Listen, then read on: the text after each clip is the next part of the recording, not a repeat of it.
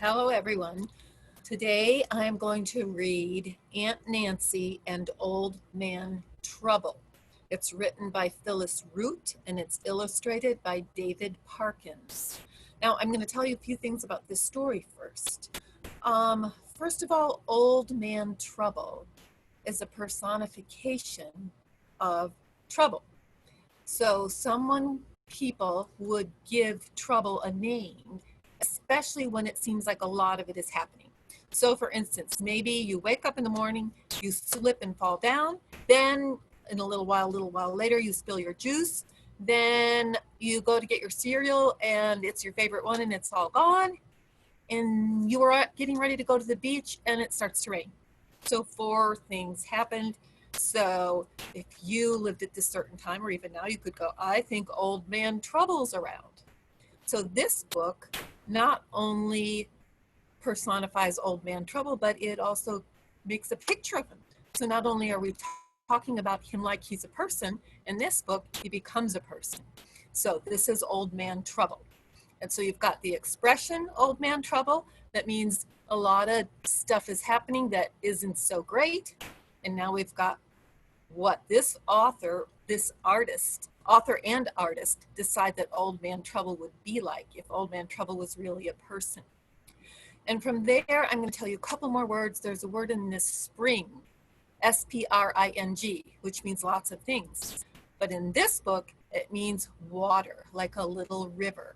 And during the time when this book takes place, they do not have indoor water. The water is outside. It's in the spring. That's an important thing for you to remember in this story. Another word that comes up in the book is kindling. Some people know what kindling is, but it's little baby pieces of wood that you use to start a fire so that the bigger pieces will catch on fire. If you've been camping, sometimes you have to gather kindling. Okay, so let's start. Old Man Trouble.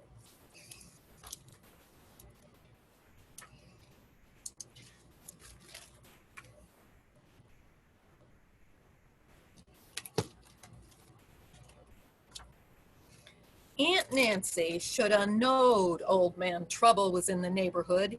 Hadn't the spring out back gone and dried up this morning when she went to fill her water bucket?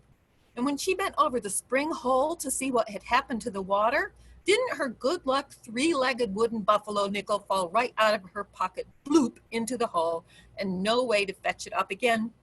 Here was the sun barely poking up in the sky, and already bad luck was hopping around like rabbits in a family reunion. Aunt Nancy should have knowed Old Man Trouble was around, all right.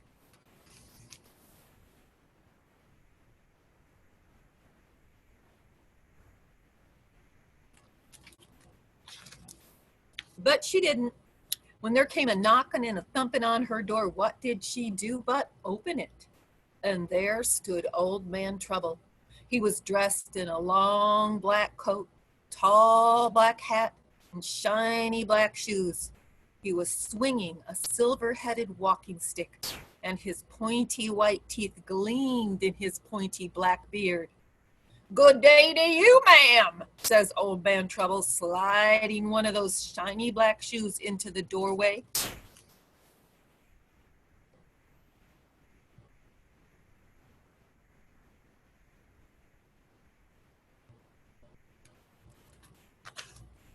Quick as a whisker, Aunt Nancy slams the door and bolts it shut. She knows who Old Man Trouble is, all right. And she is no way is she going to let him in. Now, ma'am, says Old Man Trouble from the other side of the door, you know what ain't no use to try and keep me out. Bolt your doors and windows shut. I'll just strip down your chimney. Plug up your chimney flue. I'll blow in through the cracks in the wall. Might as well open that door and let me in.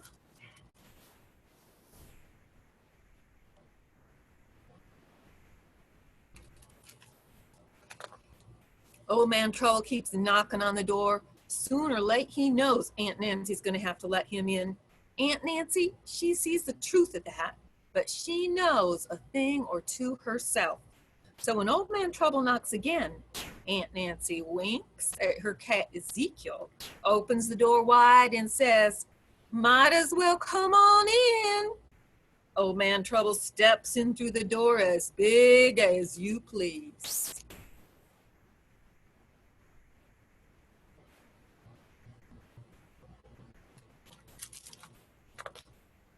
Ezekiel takes one look and he hisses and howls and shoots out the door faster than a firecracker on the 4th of July. Fast as he is, Ezekiel isn't fast enough. The door nips shut on his tail and he lights off for the nearest tree, yowling and howling. That's the kind of thing happens when Old Man Trouble comes around.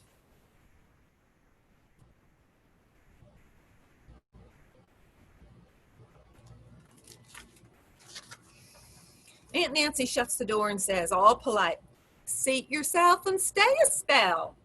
Don't mind if I do, says Old Man Trouble. I wouldn't say no to a cup of tea, neither. So Aunt Nancy puts the kettle on the fire, and the next thing you know, the fire's gone out. And when she blows on the coals to start it up again, all she gets is a face full of ashes. Out of the corner of her eye, she spies Old Man Trouble grinning. But Aunt Nancy, she pretends not to notice.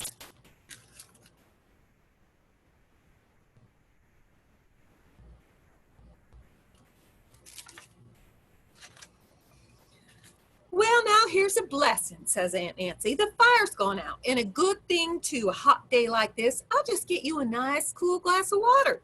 There's a drop or two left in the bucket. Aunt Nancy reaches for a glass of water, and don't that glass just kind of jump sideways out of her fingers, splash water down her front, and crashed in a million pieces on the floor. Old Man Trouble still grinning through his beard, but Aunt Nancy, she makes like she don't see him.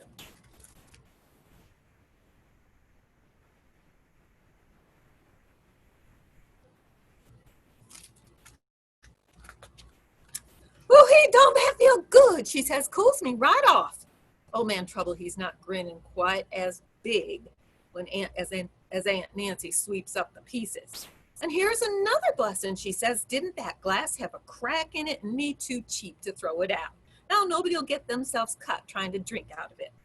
Old Man Trouble, he's not grinning very much at all. And I'd get you another glass, says Aunt Nancy, but the spring's gone dry this morning. Sit yourself down and rest then, says Old Man Trouble. Aunt Nancy starts to sit in a chair when creak, crack, the chair's lying on its side with one leg broken and ka-thunk, Aunt Nancy's sitting on the floor.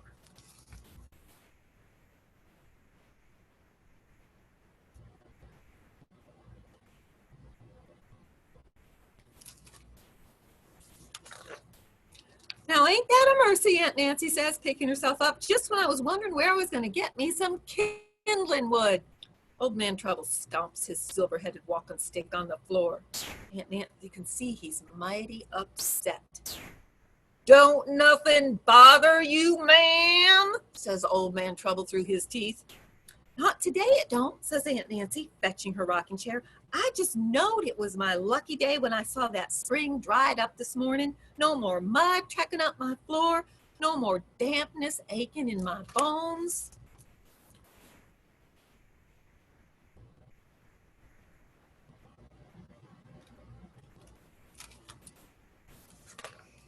Old Man Trouble starts to grin again. Reckon there'd be a real trouble to you, ma'am, if that spring come back again, he says. That it would, Aunt Nancy says, but being as this is my lucky day, I'm not worried. You brought me nothing but good luck, and I thank you kindly. I'd better be getting along then, says Old Man Trouble. Aunt Nancy sees him to the door. Come again, she says all polite. Oh, I will, says Old Man Trouble, stepping outside. Say, ma'am, he asks, do you hear water running somewhere? Aunt Nancy shakes her head. Don't hear a thing, she says. Old Man Trouble grins so hard his face is about to split.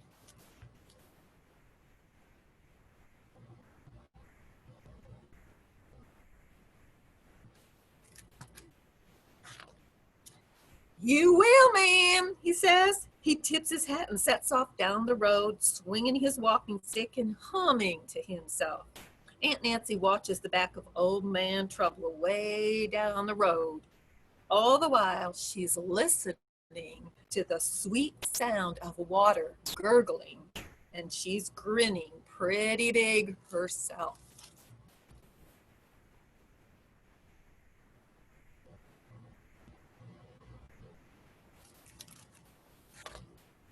Come on down, Cat, she says to Ezekiel up in his tree. You and me can sit and rock and rest a spell. Aunt Nancy, she figures she earned it.